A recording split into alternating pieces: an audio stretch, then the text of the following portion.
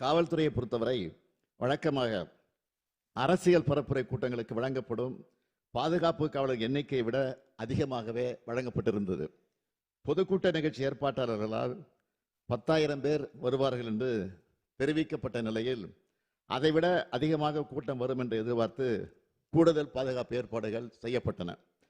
கூட்டம் நடத்த அனுமதி கோரி கொடுத்த கடிதத்தில் மாலை 3 மணி முதல் இரவு 10 மணி வரை என்று குறிப்பிட்டிருந்தார்கள். ஆனால் செய்தியாளர் சந்திப்பு மற்றும் சமூக ஊடகங்களில் மதியம் 12 மணிக்கு கட்சித் தலைவர் கரூர் வருவதாக அக்கட்சியின் பொதுச் செயலாளர் தெரிவித்திருந்தார். இதனால் கரூரில் காலை முதலே மக்கள் வர தொடங்கிவிட்டனர்.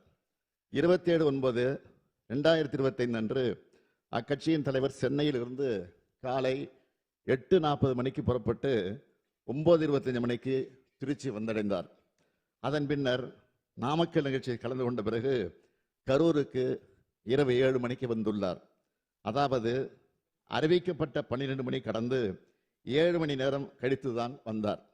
இந்த காலதாமதம் கூட்ட நெரிசலுக்கு முக்கிய காரணமாக அமைந்தது. கரூர் துயர சம்பவம் குறித்து முதலமைச்சர் ஸ்டாலின் அவர்கள் சட்டப்பேரவை கூட்டத்தில் அரசு தரப்புல இருந்து முழு விளக்கத்தை கொடுத்திருக்காரு. தாவேகா தலைவர் விஜய் அவர்கள் கரூர்ல நடத்தின பிரச்சார கூட்டத்தின் போது கூட்ட நெரிசல்ல சிக்கி குழந்தைகள், கர்ப்பிணி பெண்கள் உட்பட 41 பேர் பலியாகி இருந்தாங்க.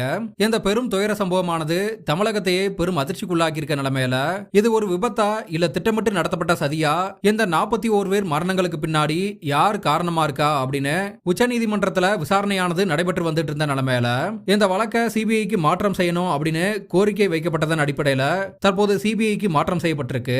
இப்படி இருக்க சூழல்ல சட்டப்பேரவையில இது குறித்து பேசியிருந்த முதலமைச்சர் ஸ்டாலின் அவர்கள் தாவேகா தலைவர் விஜய் அவர்கள் 12 மணிக்கு கரூர்ல பிரச்சாரம் செய்ய வருவதா தெரிவித்து இரவு 7 மணிக்கு தான் வந்தாரு. அதன்படி 7 மணி நேரம் தாமதமா வந்திருக்காரு.